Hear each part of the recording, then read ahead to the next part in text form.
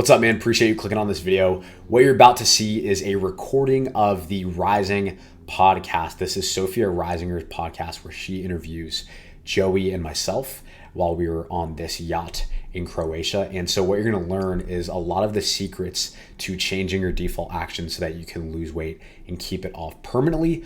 Plus, you're going to see a lot of the inner workings of how Default Kings operates as a business so that you have a little bit more of a behind the scenes look at how we've helped over 350 men lose an average of 30.1 pounds. So we're going to dive right in. By the way, if at any point during this video you're listening and you feel like you want direct one-on-one help with losing at least 10% of your body weight in 12 weeks, then go to defaultkings.com. The link will be in the description, or you can just look up defaultkings.com. We guarantee that you'll lose 10% of your body weight in 12 weeks by using our default actions framework. And we also have a weight loss warranty, which means that if you gain a single pound back, we will refund you in full. Enjoy the video. Yeah, you guys are very on brand. What do you mean by on brand? Visual, like values in terms of the way you're appearing. It's in alignment with like what you're going for, who you're helping, what Beautiful. you're doing. Yeah. So you're saying we look in alignment with So you're saying we look middle-aged wholesome. dads. You look authentic. You We're look. super wholesome. You look. Mr. Producer, Great. we look like middle-aged dads. Fuck. Okay, cool. Works. Yeah, that's it. Cool. So neither of you have your water out. I took mine out. So Oh, I'm happy mine's with here. that. I was like, are we gonna do a team water thing? What's the SOP for podcast waters? Oh, man. This is I think we would rip it. Let's do it I think we just need to rip it. and just go. Okay, let's do it. I am so excited for this episode. We are here in Croatia with my new amazing, probably lifelong friends, hopefully, Gabe and Joey, and they have a phenomenal... We're on a yacht. We're on a yacht. running That it. just happened. That stuff just Antonio's a happened. savage. When we're That's on it, funny. Yeah. Unexpected. Yeah. Funny. Yeah, that's right. Right before we started recording this, I was asking them, like, how do you be funny? Because, you know, we're apparently not naturally funny. Soph is not funny. No. So we had to teach her how to be funny. Yeah, and now I'm a master, obviously. So anyway, they have helped 350 men lose 30.1 pounds of their body weight, which is insane. And they have a program called Default Kings. So it is not just about their fat loss and changing their body composition, feeling good in their skin, and obviously being more sexually appealing to have more sex with their wives, but... Yes, I love that we ripped Yeah, that Band-Aid cool. off. Just Cool. Yeah, right yeah. there. No, it's- Talk about it early. Yeah, we have to get there, you know, go deep right away. But also, it's about the balance of defaulting to being a better man and showing up in all different areas as that. So yeah, I would love to hear from you. I'm so grateful that you guys are here and excited to chat. Yeah, we're grateful to be here. It's been awesome getting to know you over this last week, and it's been inspiring to see the impact that you have on women too. So I'm glad we can kind of join forces here. Yeah, Cool. teamwork makes the dream work. Amazing. Well, what do you want to know? Would love to hear the origin story. Like, why did you start what you did? Why? Like, where did this program idea come from? Yeah, so the long and short of it is that both Joey and I had experiences growing up with our fathers where we saw our fathers as these great men, these amazing men who had amazing values and loved their families and worked hard and wanted to do everything that they could possibly do to be the fathers, husbands, leaders that God had called them to be. But we saw them defaulting to these unhealthy habits, and then we saw all of the consequences that came with those habits. Like both of us sitting here, right here in front of you today, we have both felt the tears of our fathers rolling down our shoulders as a result of a lot of complications with their health as a consequence of that. Wow. And so we both feel like it's not just our business and an opportunity vehicle for us to build our own wealth to impact the world, but our God-given mission in life to help men realize that they're capable and they're called to be healthy, and that being healthy and having long-term permanent health is going to help them be more aligned with who God is calling them to be. Wow, that is deep. Anti-soy. Super yeah, based. not soy at all. Not soy. All right. Now that I've been caught up on the cool young kid lingo. It's just American. Right, that's why. It's gotta get you out of Trudeau's world. Yeah, blame it on Canada. That explains everything. Canada. Yeah. Canada. Yeah. It's not a place. Canada is It is now. Canada. You know, trekking, go Cool. find new places. So, with you watching both of your dads go through that, for you, was it just like devastating in terms of like knowing that you would miss out on time with him, or was it you not wanting to repeat the same things for the future, like for your kids as well? Mine was just a outstanding realization that it's not necessarily a knowledge thing, right? I don't think any man, obviously no man is going to choose to be in that state where they're spending their entire day lethargic, overweight, and unhappy. And in my situation, my dad's a physical therapist, so my dad literally has a master's in exercise science. He knows exactly what he needs to be doing to stay healthy, stay active, keep himself in shape, Yeah. and he still couldn't do it, right? And that's a result of things that he was dealing with internally, like things like self-identity, self-belief, events that had happened throughout the course of his life that needed to be addressed psychologically before he was able to actually get to a point where he could get the weight off and keep it off and actually apply that knowledge that he has. So for us, what's always eye-opening, because it's not uncommon for us to have a guy come through our program that's a doctor Yeah. or used to be a trainer. Or We've have had lost guy- 100 pounds before. have Yeah. already So- lost weight before. Yeah. Know People who already exactly. have the conscious knowledge of what Yeah. to do. They know exactly what they need to do, but in order to actually do it and make sure that it stays, they have to address the deep psychological things that are happening to make it a reality for them that lasts. That is beautiful. I love that. As you guys know, when you've talked about, I'm so big on it starts with the programming, the conditioning, and like you call it the default. I like that. So what would you say is like the hardest thing for men when they go through this program with you? The hardest thing for men, not just when they go through the program, but I think this is the stumbling block that trips them up throughout, their 20-year battle with weight loss, is their self-identity. It's their self-perception. The way that we view ourselves is the most impactful belief that we hold, right? That's why as, like Christians, right? Like we view ourselves as Christians, and there's countless times in the Bible where it literally says like being born again, like being made new, being born new, right? That's why we have this baptism. Like we are changing our identity from someone of the world to someone who is not of this world, right? Someone who is a child of God, right? I am a child of God. And so that's why we have so much conviction in everything that we do, and we're able to live these lives as people of faith that are completely contrary to the world. And we can be stuck in this world, in this environment that's influencing us to do one thing and be super not wholesome and super soy, but Super soy. because we have that identity, we're able to look in the face of those influences and those temptations, those very real temptations that people, sometimes forget that Christians don't have, right? But we all do. Yeah. And we're still able to make the right decisions that are in alignment with our identity, right? So it's the same thing being applied to these men in their health. These men fail so many times, and they have an environment that influences them to, hey man, like have another drink.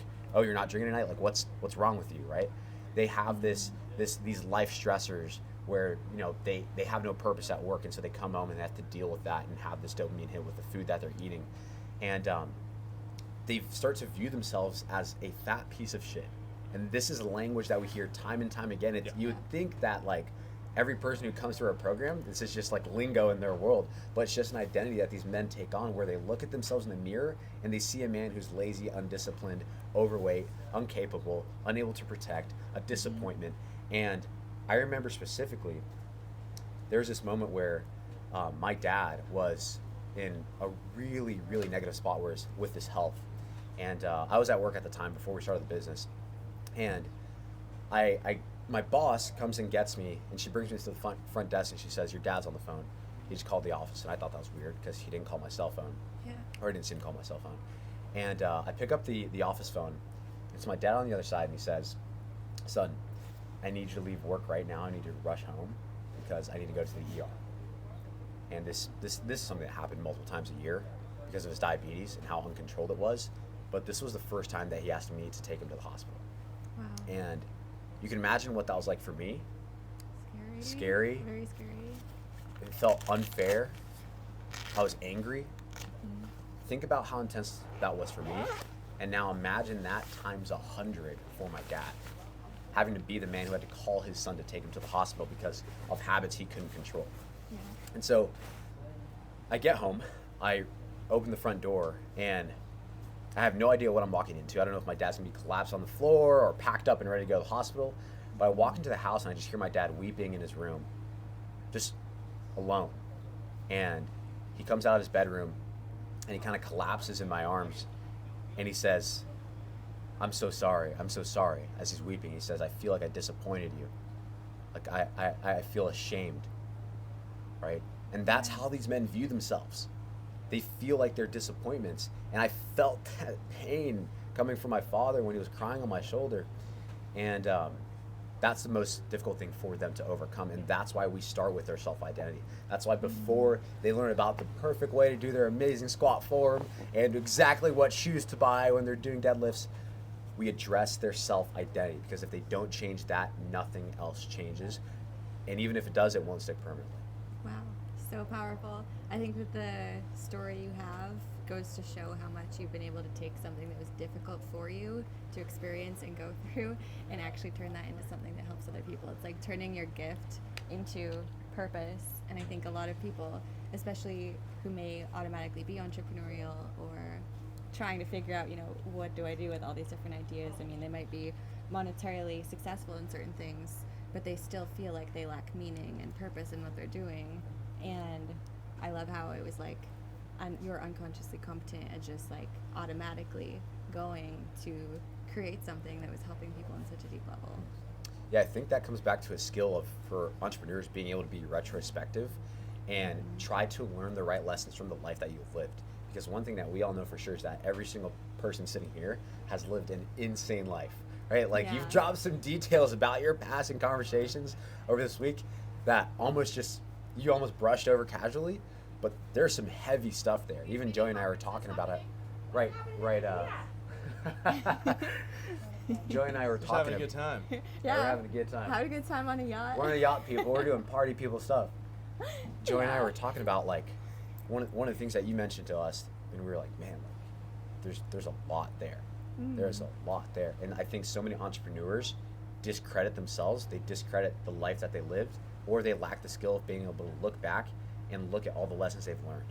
Yeah. So I think that's a unique skill set that we've developed, and people ask like, how'd you learn all this stuff? And it's like, dude, we lived lives that were, as difficult as anyone else, but we're actually looking back and trying to find the right lessons from them so we can apply them to our future. Well, it's an intentional digging into your own story, right? And something that I learned a few years ago was this concept of people sandbagging their own stories, right? A lot of people are experiencing similar things to what you've gone through, what we've gone through, but they lack the ability to look back on it and actually pull something from it. Yeah. But that takes intentionality, and it takes years of developing that skill set to realize, how can I receive this gift that I've been given?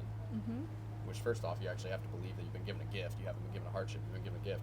And then you have to actually be able to effectively communicate it with people in a manner that allows them to receive it as well. So good. I love that. It's like changing the perspective of these things have happened to me versus these things have happened for me. And I like what you said about like it has to be intentional. It has to be something that you actually go in, do the work, figure out how can this be used as a vehicle to serve me or as something to pull something out of. I think like obviously the development of it takes years for sure. And I think people discount like planting little seeds of like reaching out to people, having conversations. Because like when I got into this stuff at first, someone just like told me, oh, you should read this book. And I was like, I don't know, like that sounds like a lot of work. I don't want to do that. And then it just like slowly started turning more into like, oh, invest in this program, hire a mentor. And all of those things just gave different tools and frameworks to be able to do it faster and not necessarily like take years to like uncover gifts and figure out what that is. You can buy the experiences too. You don't have to experience it or go through it yourself. That's the entire point of mentors and courses and things along those lines, is because you can literally pay to get in the room or pay to get on the Zoom call, and you can pull from these other people's gifts, the hardships they've gone through. Yeah, we were having coffee with Mr. Jeremy Newsom, the amazing man who put this entire thing on together. He was back there. I don't know, you guys might have seen him already. But yeah, he was hanging out. And we were having coffee with him in Nashville, and he pours into us and he gives to us on a level that makes us feel just truly uncomfortable, right? Yeah. And so love-based. So loving and so giving, and he's already given me so much that I'll never be able to pay him back. But I asked him very directly, like, dude, why do you give us so much? Like, why are you so giving? And what he told us is that his goal was for us. He said, I want to save you from the pain that I went through in my 20s. Right? And that's absolutely huge, and that's 100% possible because he had already lived the decade of pain and mistakes and false limiting beliefs that led him down a path of absolute soul torment. And he can teach that to us in a 3-hour conversation or a few interactions, so we don't have to make those same mistakes if we choose not to. Yeah, no, I feel like every man needs Jeremy in their life. Yeah. So like if they want to be a man who's like full on king energy, and then you guys for fitness, I'm like, this is a boat full of like awesome sauce. Let's go. Awesome sauce. Yes. Yeah, we say that in Canada. Awesome sauce. Yeah, that's Canadian as hell. Super not Canadian based. style. I think it obviously depends on your value set too, but I think there's somewhat of a moral obligation to share those experiences. Because every entrepreneur can relate to the fact that there was somebody along the line that helped them. And I personally hate the concept of, self-made man. Yeah. Nobody's self-made in any capacity. Yeah. Right? Even if you did have to go into the trenches and do a lot of stuff and bootstrap your company, there was somebody that told you to do this. There was some conversation that you had, somebody that gave you something along the way. And I think the only way to actually help the people that come after you, which if you're trying to improve the world, that's how you do it. You improve further generations, is you have to be willing to give without expecting anything in return, because there's somebody that did that for you. So you just pay it forward. Yeah, absolutely. And I think sometimes it's like you think it might be in a conversation with someone that you're getting it from, but a lot of the time too, I think it's like observation of just like studying successful people. Yeah, it's a concept of like, I mean, we've had so many conversations, whether it be in relationships or friendships or relationships with your clientele or your audience, where we're asking questions like, man, like, how do you lead? Like, how do you inspire? And a concept that we often come back to is that people tend to doubt what they're told, but they never will doubt what they themselves conclude. And people will conclude things in a more convicted fashion when they observe them themselves versus when somebody else is preaching down to them and talking to them in a condescending way. So the best way that we found to lead people or influence people or inspire people or pull people up is by being so good, so well developed that they can't help but conclude that he has something that I want. And so I should go learn from him, or I should do something he's doing, right? Like when all these amazing women who are following you listen to your energy and they feel your energy and they see your success, you don't even have to tell them like, girls, you gotta freaking do this, you gotta invest in yourself, you gotta believe in yourself, you gotta train, you gotta strengthen your mind. They just look at you and they look at your results and the life that you've lived, and they come asking to learn about what you've done. Yeah, more attraction based and like leading from a state of conviction, and it's like they just want to be a part of it. Yeah, it's definitely powerful. We lead from a state of competence too. Yeah. Like one thing we do when we're hiring, even within our company, is we figure out generally that first 80% of knowledge. You can learn the first 80% of any skill set in 20 hours. We do that first 20 hours before we hire anything, because we want to have a general competence of how to do the thing that we're about to hire for, and tell somebody, hey, go do this. We don't have to be experts at it, and you shouldn't be. Obviously, hire people that are better at it than you, save yourself time, but at least have a general baseline of competence in that skill set. Same thing goes for leadership, right? It's gonna be really hard for me to teach guys how to lose weight if I'm fat. Yeah.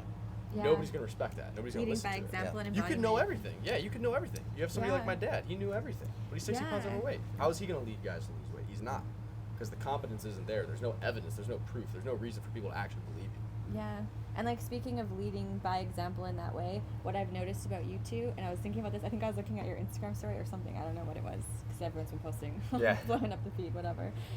Just like how happy, truly like just like groundedly content and fulfilled like both of you are because of the way you've been intentional about setting up your life and your business.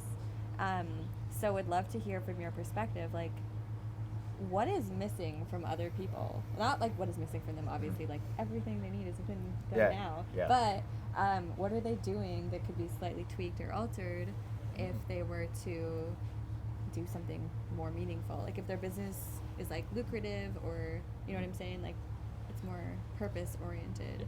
I think, and this is going to sound totally repetitive, but I think the missing piece is that people lack a strong enough or clear enough identity. They don't know who they are, and when they don't know who they are, they literally cannot figure out what they're called to do, which is why they live these lives where they can learn all the knowledge and become hyper successful. And you know, as we've seen, some of the people on this boat have become hyper successful, but because they don't know who they are, they lack that purpose. They're literally unfulfilled. and they might as well not have made any of the money that they've made. Yeah, because they're still broke. Yeah, I liked how when Jeremy was talking about rich versus broke, it was like the rich doesn't have anything to do with the finances. It's just about your quality of like your actual experience of life and your feelings about it. I think another conclusion that we were talking about this at dinner the other night is like a conclusion I've pulled specifically from this trip, being around a ton of high net worth individuals, is there's a whole ton of people in the world that have a shitload of money but aren't happy, aren't fulfilled because they've ignored other areas of their life to get there. And it's very counter to hustle culture, and it's very counter to, not to shit on Hormozy here, but I'm gonna shit on Hormozy here, of like buckle in and go ham and don't talk to anybody, seasons of no your whole life. Again, there's a time and a place for that, but there's also reality that for most people, they're gonna crave a balanced life. Yeah. And I don't even think it's a crave, I think it's a need. Like longevity. Yeah. Like, Yeah. you can talk about I'm not even gonna name drop, I'll let you name drop if you want, but the family that you're closely connected with, billionaires, miserable. Yeah. Because they've ignored areas of their life. They've ignored health. Yeah. They've ignored relationships. There's just more to it. And I don't think anybody is truly content and fulfilled only optimizing one part of their life, which everybody thinks money and business is going to solve all the problems in the world. But after a certain point, there's very minimal financial utility to having more money. Yeah. Yeah. Something that really taught me that was my experience with my dad, because my dad, my parents were the first generation to come stateside from Puerto Rico, right? And my parents' generation were the first generation to go or graduate college. And so there's a huge focus on sacrifice self for money to provide financially. And that's honorable and respectable. And I love that drive. And most men actually have this, right? They're willing to put everything and everyone before themselves until they realize that they've totally deprioritized themselves, and now the entire support structure of their family, finances, everything else is crumbling, and now it's all going to fall to the ground. Yeah. But anyway, my dad worked a job that stressed him out so much that his mental health started to be one of the main reasons why his physical health was deteriorating, right? As we all know, it starts in the mind. And I remember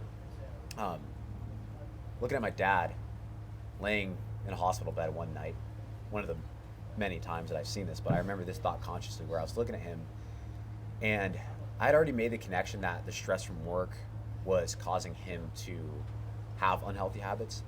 And I remember thinking that there is no way in hell that I'd ask for my dad to be making more money over asking for my dad to be alive one day longer.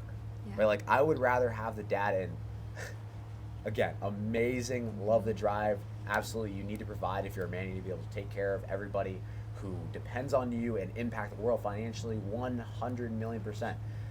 But nobody who loves you would rather have you have a few more $100,000 in your bank account over having you for one more day. And I think, man, so many men self-sacrifice, and they think that it's going to pay off in the end, but they do it by killing the foundation of everything that matters to them. Wow. I Well, love that. Matt was talking about this yesterday too. Shout out Matt DeLong, Miss Producer's dad. Yeah. He was talking about this yesterday in a presentation, this idea that nobody's tombstone has the amount of money they had on it, or the amount of Rolexes, or the amount of Lamborghinis. What's on the tombstone is beloved father, beloved husband, beloved son, beloved leader. Like, it's who you were and how you impacted the people around you. Yeah. It's not the material possessions that you had, because everybody would rather you forfeit that if they could just have you for a few more years.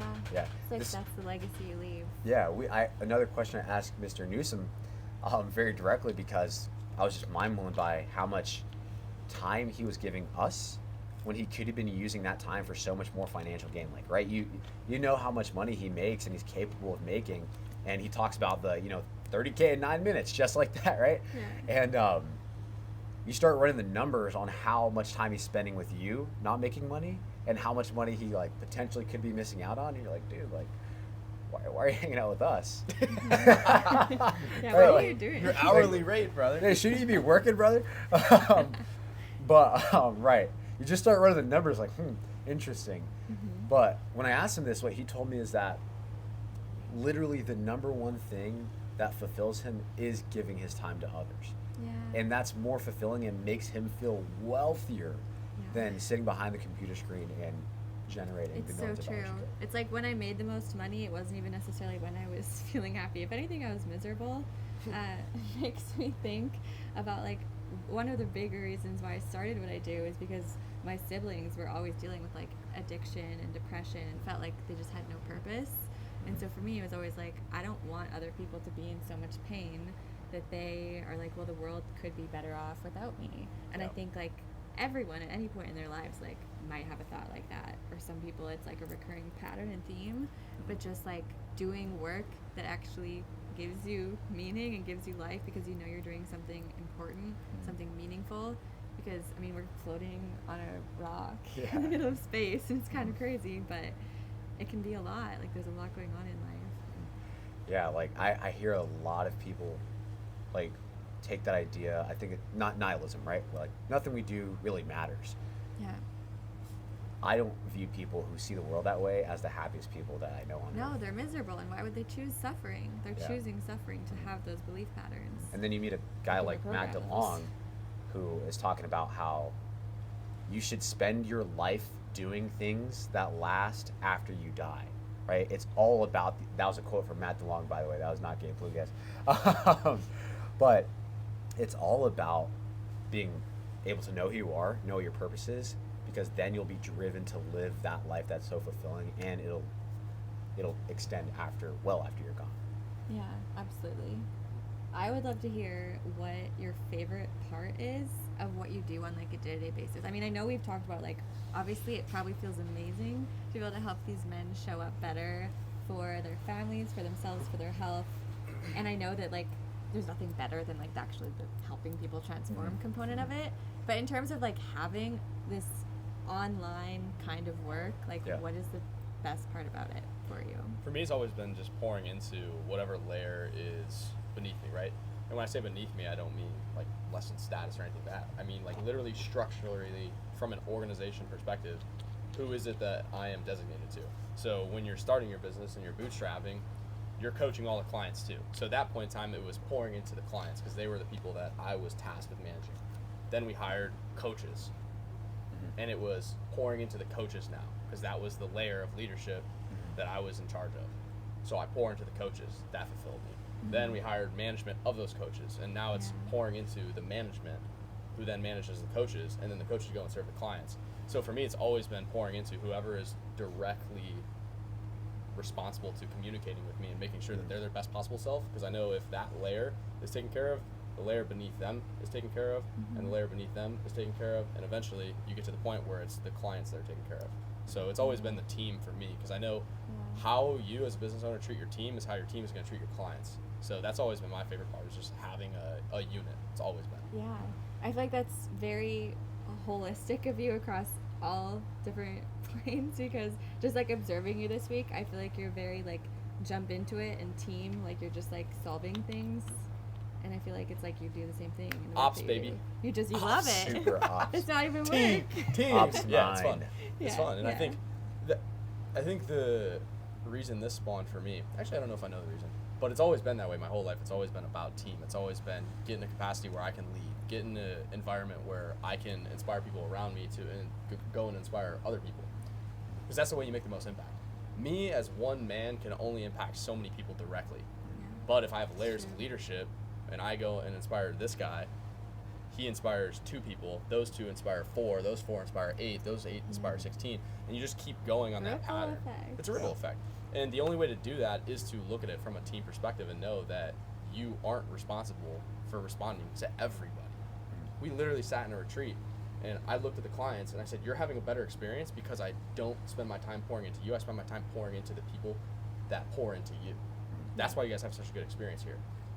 And most business owners don't have the balls to say that because they think it sounds bad, and it doesn't sound bad because it's reality. Well, it's because most business owners set up that layer of leadership as a boundary to remove themselves from the work instead of as something to leverage the impact that they can have. Exactly, and there's a great perspective on it too, right? Because that's not what it's designed to be. I don't have coaches so that you don't I have don't to have to talk to help clients. Yeah. I have coaches so we can have more clients and more people can be impacted. Yeah, I think that goes to show though how much you actually care about helping people, because there's so many people in the coaching industry these days that are just like, oh, I just want to have all the free time in the world, and then they start to delegate everything, not because they care about adding more value and actually helping people, but they just like are just like, oh, I'm just gonna like pass that. You're gonna have a lot of free time to do nothing that fulfills you if that's the entire focus and goal, right? And so it's a funny. I love that you said that, bro, because the number one thing I enjoy is exactly the same. It's the leadership and the impact.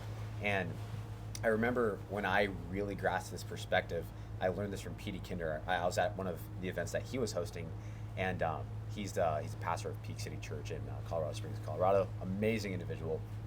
I asked him, Petey, being that you are the lead pastor of this massive church, how do you impact people and lead people in a way that even the person who just walked in for the first day and has never had a personal conversation with you still feels the impact and leadership that you have? And what he told me was that we need to build layers of leadership, right? And so now I have this concept of thinking about who's the most impactful leader in human history, and the number one influence over my life, Jesus Christ. How did he have that impact, right? And I think about how, if you look at the life that Jesus lived, right, in his 3-year ministry, Jesus did not walk around and knock on every single freaking door in Jerusalem, right? When the crowds were coming, he wasn't spending his 1 minute and 30 seconds with everybody. Hey, let's talk. Healed. Okay, boom. 1 minute and 30 seconds with the next person. Hey, let's talk. Okay, healed. Boom. Right? He did that, of course, and he demonstrated the impact that he can have, and he poured into people, and he was the type of person who can, stop for the man who was dying on the side of the road.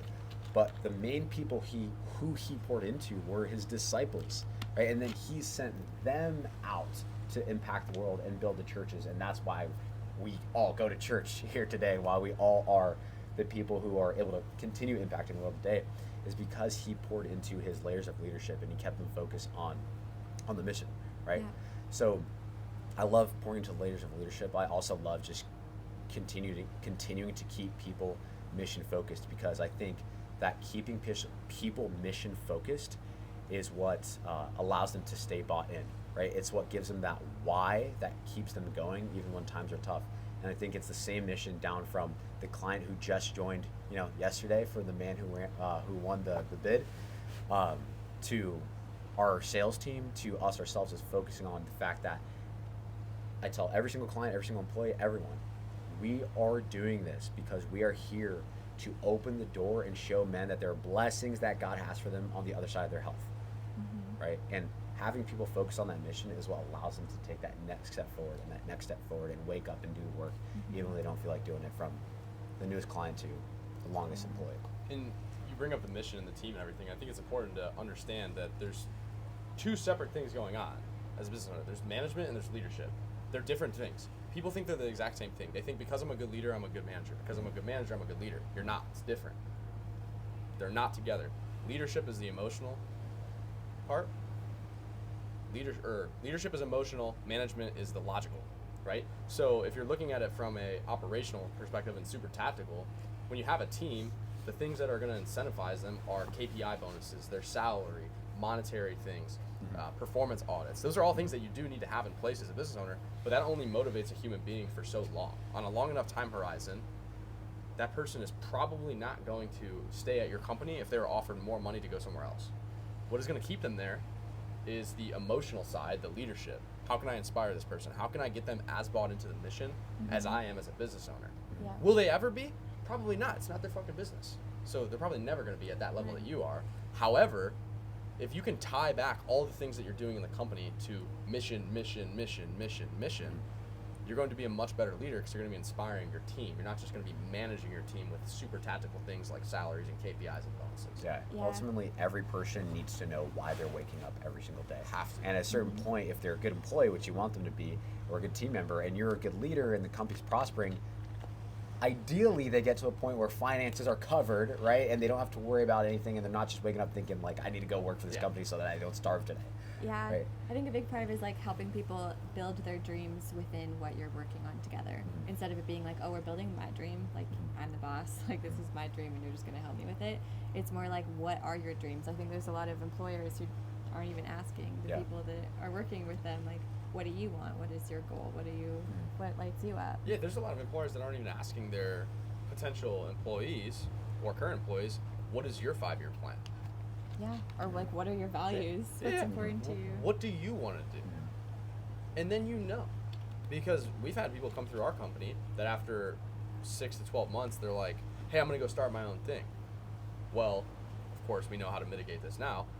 But something that could have literally just been brought up in an interview process is, what's your plan in 1 to 3 years? What's your plan in 10 years? And they say on the interview, well, eventually I want to own my own company. This probably isn't a fit. Because they're going to leave.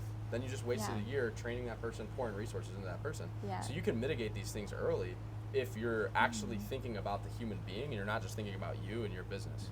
Is there any part of you that if it would help them with their business endeavors in the future to work with you, that makes you want to take them in, even though you know Joe's it's like, not a long-term fuck fit for you? no. Okay, Well, no. that's me. That's No. my thing. I'm like, I just want to, like, I know There's- I can help them build theirs. So, like, if they come in with me, then... So I haven't actually done this, but I'll give the piece of advice that I've received on it. I typically just try to steer away from entrepreneurial types or ensure that those entrepreneurial types are in positions within the company where they're working on a commission basis or they have the opportunity to up their own income, because that's kind of the entrepreneurial spirit, right? They're self-driven. So you have to put them in that position if you're going to take them. Personally, I just try to stay away from it, right? However, the piece of advice I received is if you are going to take on an entrepreneurial-minded person, in the interview process they tell you, you know, I want to start my own business in 3 to 5 years.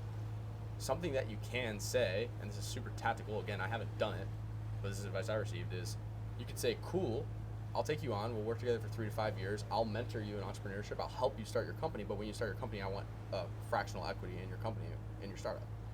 And that's a super tactical way that you could get somebody to come into your company, be bought in the mission, you can pour into them, and you give yourself an asset long term if they go and start their own thing. Again, I haven't done that. You're, like, super smart. No, I just watch a lot of videos and shit. You know? Just constantly educating. Okay. But that's something that you can do. Now, how you actually enforce that, that's all like logistical, legal stuff that I wouldn't be able to tell you. That's why I haven't done it either, because I don't feel like dealing with it. I just say, okay, well, this probably isn't going to be a fit. I think another thing to understand is that somebody can come into your company who has entrepreneurial aspirations, but if you provide an opportunity and a mission that is big enough for them, they might view their position as more impactful than something they could do on their own. Like, they want to be a part of something bigger, right? And if you're doing a good enough job and obviously making sure that they're taken care of and they don't have any financial need whatsoever, then they might feel like they have more leverage inside of your mission than if they're going to try to do it on their own. Right? Somebody phrased it. This might be another Hormozyism, of course, just like 20-something-year-old entrepreneur brain firing, just Hormozy quotes. Big fan. Everybody's a big fan. Nobody's not a fan. Except for that nihilism, but go ahead. Yeah, that outlook. Except for that, like, business perspective, he's great. There's Yeah. other avenues. Business G. Business G. Yeah. But some of the other stuff, not based or wholesome. I was just gonna say, like, the coffee yeah. morning, just like get up and grind. Like, obviously to an extent, there's hustle seasons and hustle moments and whatever. Anyway, what were you gonna say, though? I mean, it just Bring is. it up. It's not good or What's bad. the It just is. Hormozyism? Shit. Bring it. Your dream being Let's big go. enough that somebody else's dream can fit inside of it. That's a real thing. There's a few people that I can think of that have come into our company, and some are still in them, that they might lean a little bit that way, but they know the opportunity vehicle we have is so big that they can make that dream a reality, that impact a reality inside of our company. Yeah, 2 of the top performers on our sales team, when I had the interview process with them, they literally told me, what's bringing me to this company is not just obviously the financial opportunity, but the fact that you guys are a vehicle, you're this big ship that is trying to impact the lives of men on this earth and help them become healthier. And I'm like, wow, like that's insane. We have very aligned missions. Like, what in your life kind of brought you to that? And they're like, well, my dad had similar struggles to what your dad had. We had very similar experiences. And you're already doing this thing. So instead of trying it on my own and trying to, pitter patter and take the years and however long and possibly not succeed, I'm just going to help this mission succeed, obviously, as it's simultaneously benefiting me. And then it's a personal win, it's a company win, it's a mission win, and we all impact the world together. You can attract those kinds of people when you have a personal brand. Right? Yeah, like, I think I talk to all the time. You probably do all the time. Yeah. Like, people who message you, like, how can I get involved? Like, what do you do? How can I work with you? Best team members that we've ever sourced have not been through hiring agencies. They've been all through our personal brand. Like, we've hired a lot through hiring agencies, and you get people that might be tactically qualified, right? but they're not bought into the mission, so they don't work anywhere near as hard or with as much passion or conviction. And then when we have hired people who might even be less tactically qualified, like they have less bullet points on their resume, but they're bought into the mission, they always outperform the people who were more qualified but not bought into the mission. And the only way we do that is through our personal brands. So the tweet that says, like, looking for a sales rep, we're hiring, send me your resume at this email address, always sources better prospects for employees than the job post on whatever hiring agency. Similar with me, just IG story, and then it's like, oh, but like the right people just are like, let's go. I love it. What I have been noticing, and I probably have a lot of people listening who are solopreneurs. They aren't necessarily in a state of like they have a big team. They might not have like a partner who they're doing things with. So I feel like creative and quick start energy, and then also like implementation, like systems. I feel like they're like two kind of separate things. So how can you speak to like what that's been like for you to have both, as opposed to just like, you know, because with me personally, while I've been able to hire people or build a team, it's like I embody both sides of it. So I step into like the, you know, I call it masculine and feminine, you know, the creative and the logical. So like I can do both. I mean, I prefer to stick out of the logical as much as physically, mentally, emotionally possible, just because it's like, that sounds like burnout and exhaustion and not healthy.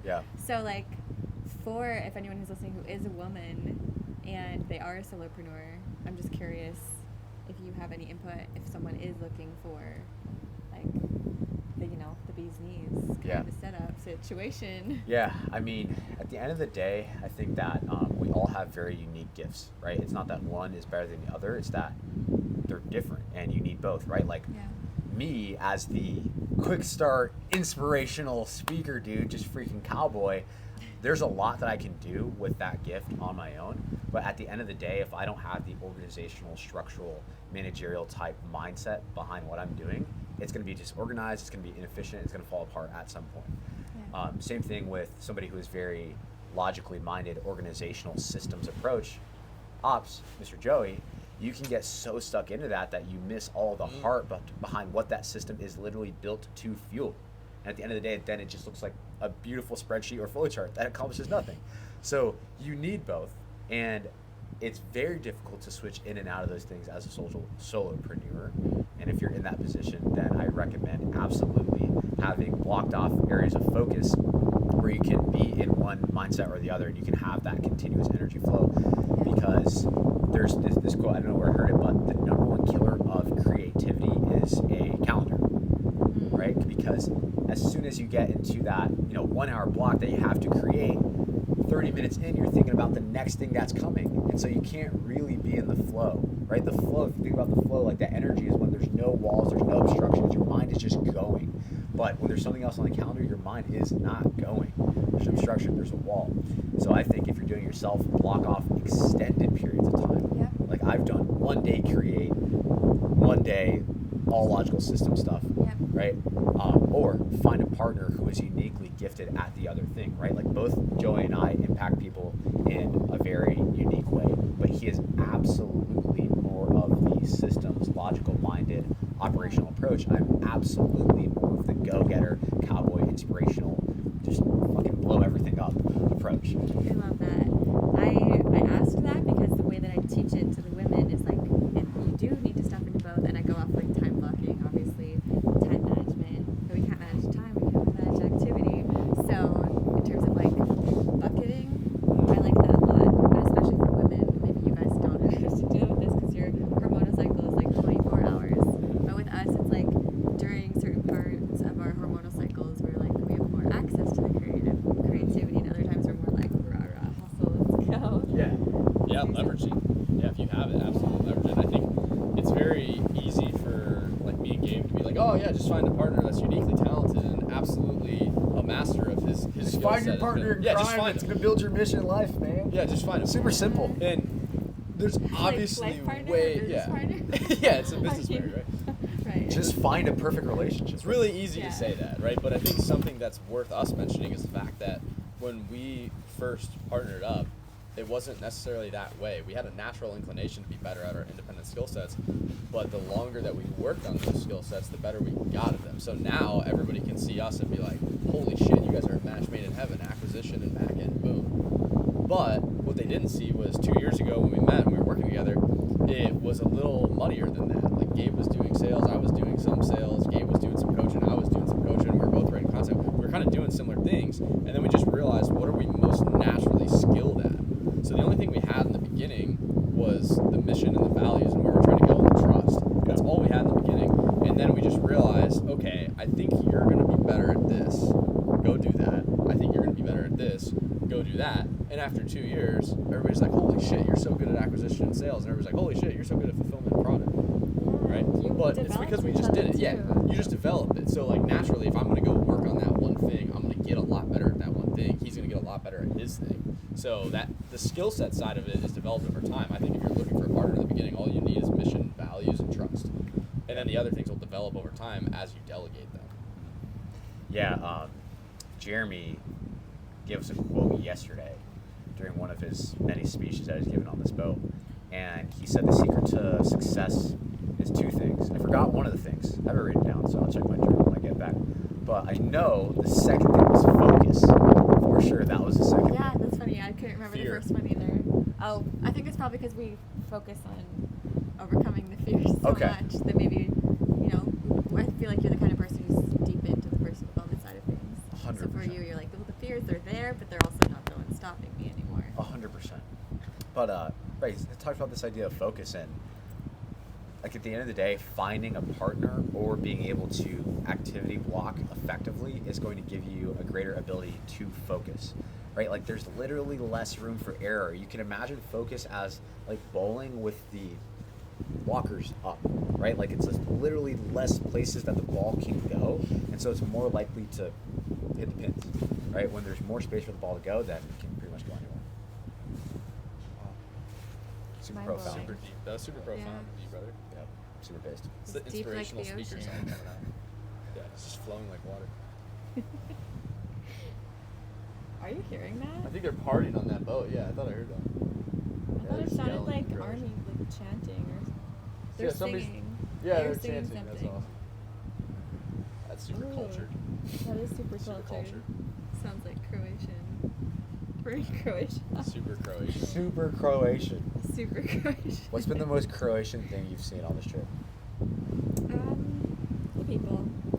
Yeah, seeing people. It is. That's what I've been walking around. This is my first time in Europe, but every time I walk around, I'm like, dude, that dude is super Croatian, right? Like you walk into the shop. Dude's just profiling everybody. I mean, they just look different. They talk different. They act different. They have different mannerisms. They speak a different language that I've never heard. He just sees a, Yeah, he they just look sees like a white they're dude from with a blue eyes, and movie. he's like, "Oh, he's Croatian. He's definitely Croatian." Phil, me, I look Croatian. You do look Croatian.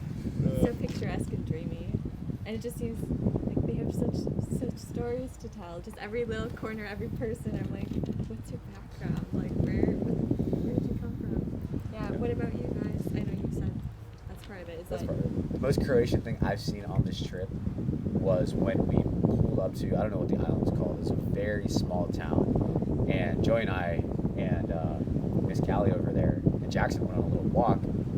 And we found these kids who were playing soccer in a courtyard. And they were like probably 7 years old at the most. And they were super Croatian. Like they were speaking Croatian. They were talking crap in Croatian. They were playing soccer. They were fouling each other.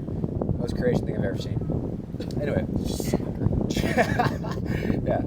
Joey and I walk up to them. football? Just Croatian Football. kids playing soccer. Yeah. Not soccer. Joey and I walk up to them and we're like, hey, like, you, me, play, like, and they speak, like, pretty good English. And so we set up teams with them. And if you guys don't know, Joey played soccer in college. I didn't play soccer ever, but I'm just brown, so I'm naturally good at soccer. And so, Got him. And so we smoked these kids.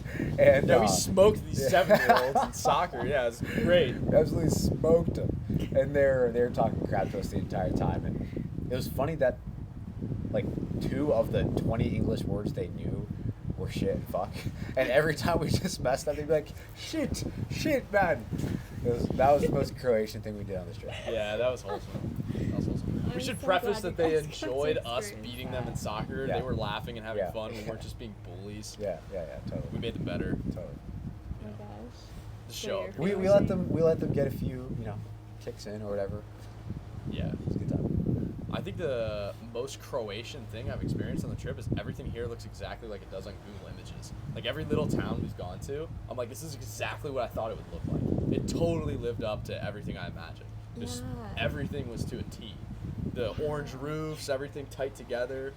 That was the biggest thing for me. That was cool. I've noticed like anytime I travel, half the time, I mean, it's not like you don't appreciate traveling either way, but sometimes you see all the images or the Instagram, like influencers making it look like super amazing, and then you get there in person and you're like, oof. Yeah. Just kidding. Yeah. Maybe not, but like this has surreal. been cooler than the Instagram. Oh yeah. Posts you see. Yeah. I'm glad that it seems like a more underrated place to go. I mean, people, especially like North Americans traveling to Europe anyway. Yeah. It's less common. Yeah, there's been like every moment of this trip, I'm just looking around like, is this real? Like, is this really happening? Like the pinch me moments you were talking about, like every moment is a pinch me moment. This is a freaking pinch me moment. What are we doing? What are we doing? We're filming a freaking podcast on a yacht. Going to Split, Croatia. Yeah, truly. This is super cool. Is this what you expected when you started your business? No, but every time we do something crazy like this, we kind of have that moment where we're like, what are we doing? Like, this is insane. Like, freaking wedding on a yacht last night at 2 a.m. Spontaneous wedding on a yacht. Unplanned wedding. Yeah. And we're like, what is this, man? Like, what are we doing? But then we always follow that up with, dude, we're doing exactly what we're supposed to be doing. Like, of course, we're here on a yacht filming a podcast with an amazing person pulling up to Split, Croatia. Because that's designed. That's the mission. That's what God is calling us to do. We're exactly where we need to be, and it doesn't surprise me at all. Yeah, God wants us to have abundance and give abundance. Yeah, it's not. I feel like a lot of people are like, I think there's a stereotype of like if you have wealth or you're off on yachts, you're just like Jesus had a lot of money. Jesus had a lot of money. Yeah, a lot of trees sitting on private jets. Jesus had a lot of money. Yeah, I think it's so interesting that people think that because in the Bible, money is the only thing where God says, test me with this, right? It's the only thing where he says, tithe your 10% and test me, like see if I will bless you. And I think that it's so interesting because it tells me and it teaches me that money is not just a material thing, but it's an energy. It's something that is a tool of impact. It's something that we can use to move the world. And I don't see how we're any more uniquely positioned to build the kingdom of God with less money. I don't see how that logically plays out in any way, shape, or form. I think it's our moral obligation to experience and make as much money as possible so we can use it for good. And if we're not doing it, they are. Yeah. The people who don't have those values, the people who don't care about that mission, the people who have the money-making skill sets and are doing it for the wrong reasons. Yeah, and there's enough to go around too. If the money's gonna be there anyway, money does grow on trees, then why not be the people who are gonna do good with it and make it in a meaningful way and then also do meaningful things with it? Money's a tool and it's an amplifier. So when you have it, you can do good things with it. If you're a good person, it'll amplify you. If you're a bad person, you can use it as a tool to be bad, and it's only going to amplify the bad stuff that you do. So it comes down to who you are at the end of the day. Because all it does is provide you an opportunity to do more of what you're currently doing. I think when Jeremy talks about how anything we don't have is the thing we fear, you can see people who don't have money as people who fear money, and that sounds insane. Like, no, I don't fear money. I want money. Like, I don't have money, right? But do you trust yourself with what you're going to be able to do with that money? Yeah. Deep down, you probably don't. You probably don't know that you have the certainty in your character that you would be able to use that money for good, and you're afraid that you're going to squander it and waste it and use it for evil. Yeah, and it feels unsafe to have large amounts of money, and it can feel like, what am I going to do with that? And also, like, it serves people to have the same story around financial struggle and not actually doing what they want to. Because it's like, it's meeting a need for them to stay where they are. So nothing's going to change unless they figure out what that need is. Yeah. It's comfort. Yeah, you can say Comfort. Yeah. It's wild. It's like everyone has that human. I'm sure with like training people with fitness. I mean, I used to do fitness training, as y'all know. Yeah. Y'all. Now I've spent Welcome too to much time. America. Southern. Welcome to America. Y'all is super based. So now that you guys also do fitness training A, Fitness training, eh? you probably, you see it all the, I don't know what I'm saying. Find your peace. Do deep Come breath. back to your thought. Yeah, come back to the thought We were patterns. going into the y'alls, and then we got into the A's, and then we got into fitness training. Yeah. And comfort. Okay. So when you are working with people on their fitness and they go back to the comfort patterns, it's like every human has a need of certainty, but they also want variety and growth and hopefully like contribution as well and love if they're going to live a fulfilling life. So Yeah. I'm sure one of the obstacles, as I've experienced as well with fitness, is like people want to lean on what they already know, and it's like, what are they going to do to actually change? It has to be like very emotionally taxing or something. Yeah. Like something has to happen and trigger an event, a thing.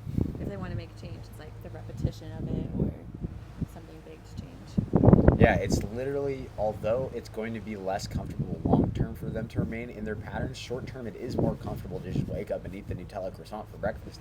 That's what you always do, that's what feels good, and you don't even have to think or put any mental or emotional energy or take any ownership to decide to eat a healthier lunch. Right? Yeah. It's literally easier. Yeah. Right? Like we talk about how it's kind of like a health struggle, but short term it is easier to make those decisions that Yeah. lead to poor health.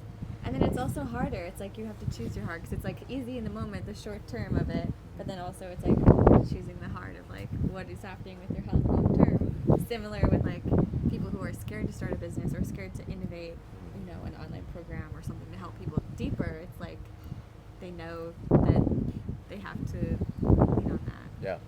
Yeah, Jeremy often talks about how easy he set up his life to be by design, right? But I think what people need to understand is that it came with insane levels of hardship in so many different ways, mentally, physically, spiritually, financially. He did a lot of hard work to make his life easy, and the people who were just coasting might be the ones struggling. Yeah, like complacency as a struggle. Well, there's all kinds of stuff going on behind the scenes that nobody ever sees. Yeah. We didn't see Mr. Newsom struggling and going through hardships to be able to get to a point where his life is easy. No. And All you that's hear the- are like the stories, which is Yeah. great, but there's also, Yeah. humans. And I think, and I'm not, Newsom doesn't do this at all. He talks about his hardships all the time publicly. But there's Yeah. a lot of people that don't. There's a lot of people that only show you the highlights, only show you the glam. And so there's this Hollywood-esque misconception that everything's sunshine and rainbows, and you start this business and you're just going to print money. But they don't Yeah. talk about everything it took to get to that point. They don't talk about 2 years of making $0. They don't talk about the months where you had to go and do an odds and ends job to just be able to make payroll for your team. They don't talk about spending 16-hour days revamping a product because something blew up. They don't talk about customer service scenarios and what you have to do when there's an angry customer or when somebody requests a refund. They don't talk about that shit. They talk about the Hollywood, the freaking Lambo, the Rolex. Yeah, all, they talk all about that. the 0 to 8 figures in 8 months. Yeah. And Yeah. they don't talk about, okay, well, that is revenue. It doesn't talk Yeah. about what the expenses are, but They don't what's talk the about profitability? revenue. They don't talk about how how they had to- miserable were yeah. they? They don't talk about how they had to shut down their company after that because they sold a shit product. And they gained 50 pounds and then Yeah, lost they their don't talk about any of that. relationship. Yeah, they don't talk about any of that. And that's why when Yeah. you have somebody that's super authentic, like Mr. Newsom, somebody that's willing to talk about their struggles and talk about their story, that's very attractive to people. It's very attractive to understand that sometimes being a business owner sucks. Sometimes it does. But the benefits of it absolutely outweigh it, and I wouldn't trade it for the world. Yeah. I think another great perspective for anybody to take, whether you're a business owner or just a consumer who buys from businesses, is if somebody is if somebody is inauthentic, they are hiding something. Lack of authenticity, right? Lack of giving information is just a defense mechanism for people to not see the real you. And so if you look at someone and everything looks perfect and too good to be true and amazing, and oh my gosh, how'd they do that? And it was that easy, and there's nothing wrong with them, and they're not struggling with anything. Yeah. Ask yourself, what are they hiding? Because they are Right. hiding something. Yeah. Well, they probably feel unworthy of being loved, accepted, chosen, respected. Ooh. Hey, getting deep. Unworthy. Super wholesome. Right for the heart. She was like, they probably feel unworthy. of Well, love. and also, in a, like for people on social media, business owners, whatever, if they're Yeah. managing their marketing, I think a lot of people think that they won't get sales Yeah. if they show a real human side or get into like, you know, the Yeah. imperfections. Yeah. Whereas like it's the exact opposite. They Yeah, I lean mean, that's too hard. Exact Yeah. opposite. Yeah. One of our close mentors, Daniel Fazio, talks about this idea of market sophistication and how over time markets will sophisticate. People think that they're saturating, but what's really happening is that there's more and more people just selling the same thing, and your number of competitors goes infinitely up, and your number of customers gets infinitely more distributed among your competitors. And so at the end of the day, people actually end up buying simply from the people who they trust most, right? And it is impossible to allow people to trust you if they're not seeing you and they can't relate to you. And so if you really wish to have long-term success and outlast all the other people who are doing something very similar to what you're doing, Yeah. then they need to know, like, and trust you, right? Hair is going crazy. Camera's shaking. Right. How deep are we into this, Miss Producer? Yeah. How many? Hour and 30? 3. Oh, Oh, shit. shoot. I mean, still an hour is a long time. Okay, well, guys, we're on a yacht. We should go yacht. Yeah, let's do it. Yeah. Keep Yeah. just dropping the yacht in there. We're talking about authenticity, only showing the rainbow Okay. and sunshine. And the reality is we do not own a yacht, and we're here with a group of people. And, the cost We're is just trying divided to amongst learn, people. and we're just trying to here get You just better. got a ticket to the yacht. Yeah, we just bought a ticket. Yeah. Ticket. Yeah, we don't own a yacht. We're not. No, this is our Yeah. yacht. Flex in front of the yacht. Not yet.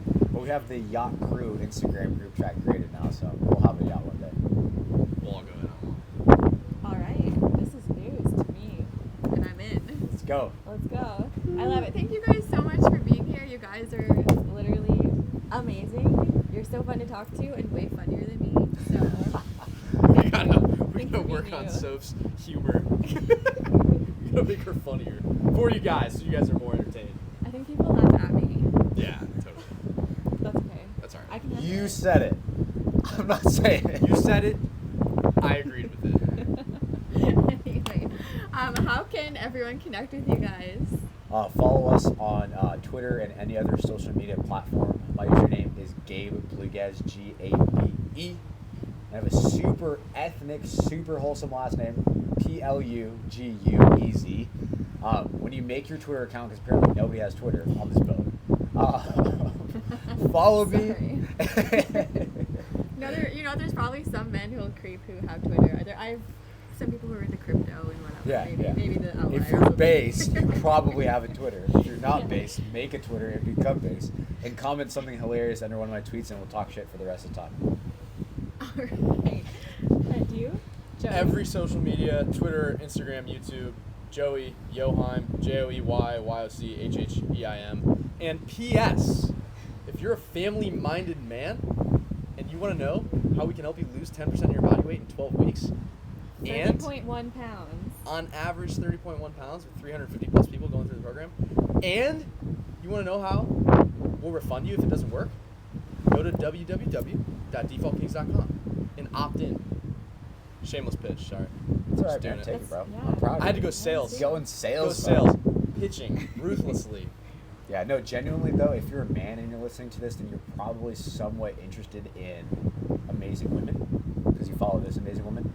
And I mean, would you be interested in a man? Absolutely. Anyone who gets in Ooh, that the was presence good. of you That two- was good. Yeah. Sold! Sales. Sold. Boom. DefaultKings.com. That's all you need to know. Go to defaultkings.com. Yeah, if you want to be cool like these guys. I mean, yeah. If you want a good lady. Let's go. Yeah, seriously, if you're awesome, we will connect you with the amazing women in her circle. If you suck, we absolutely will not. So good. What a wrap. I love it. That's a wrap. Uh, Boys. Thanks for having us. Yeah, Thank you thanks so for much. being here.